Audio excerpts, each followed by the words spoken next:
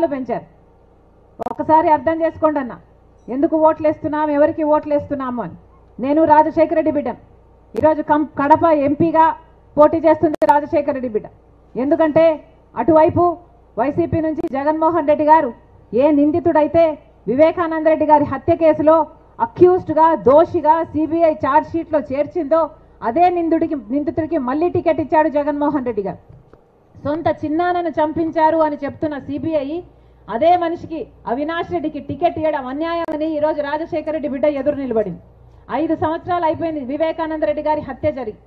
ఘోరంగా క్రూరంగా 7 సార్లు గొడ్డలితో నరికి చంపేస్తే అలాంటి సొంత చిన్నాన్నను చంపేసిన వాళ్లకు చంపించారు అని చెప్తున్న సిబిఐ వాళ్ళకే మళ్ళీ టికెట్ ఇచ్చారు జగన్మోహన్ రెడ్డి గారు. ఇది అన్యాయం అని చెప్పడానికి రాజశేఖర రెడ్డి బిడ్డ ఎదురు నిలబడింది.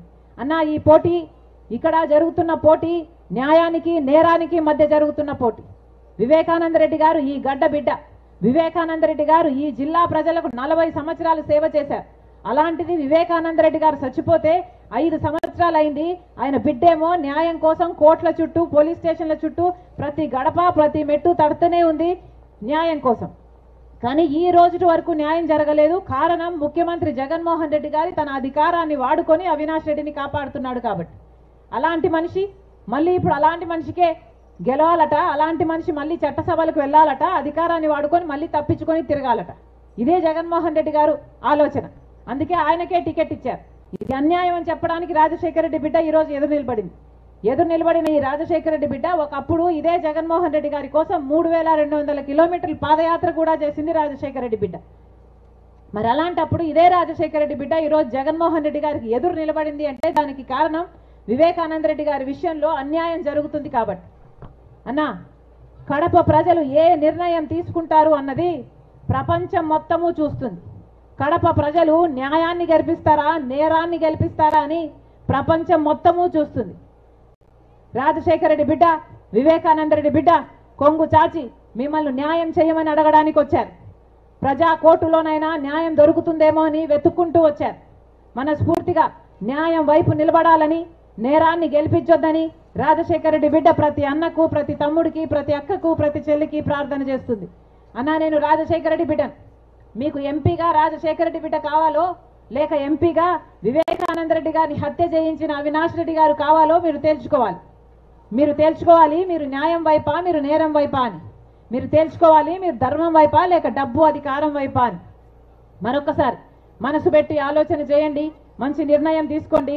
రాజశేఖర రెడ్డి బిడ్డకు అవకాశం ఇవ్వమని, ఎలాగైతే రాజశేఖర రెడ్డి గారు మీకు సేవ చేశారో రాజశేఖర రెడ్డి బిడ్డ కూడా మీకు సేవ చేయడానికి, ఇక్కడనే బతకడానికి, నా జీవితాన్ని ఈ గడ్డ బిడ్డలకు అంకితం చేయడానికి సిద్ధపడి రాజశేఖర రెడ్డి బిడ్డ పోటీకి నిలబడి మీరు ఆశీర్వదించండి. మీరు రాజశేఖర రెడ్డి బిడ్డను గెలిపిస్తే ఈ రాజశేఖర రెడ్డి బిడ్డ మీ బిడ్డ అవుతుంది, మీ బలం అవుతుంది, మీ గొంతు అవుతుంది. అమ్మా, మీ బాధ్యతను తన భుజాన వేసుకుంటుంది.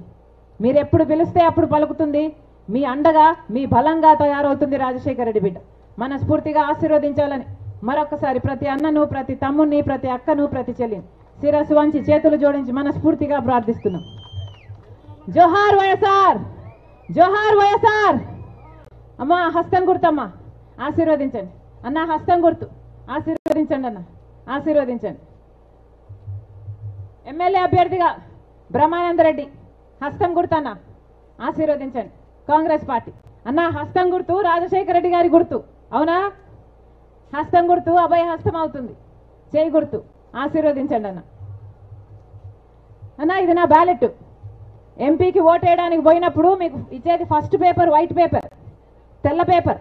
ఈ తెల్ల పేపర్ మీద 4వ నంబర్ హస్తం గుర్తమ్మ, 4వ నంబర్ చేయి గుర్తు. ఆశీర్వదించండి అన్న, ఆశీర్వదించండి. అమ్మ, ఆశీర్వదించండి. అన్న, ఉంటా.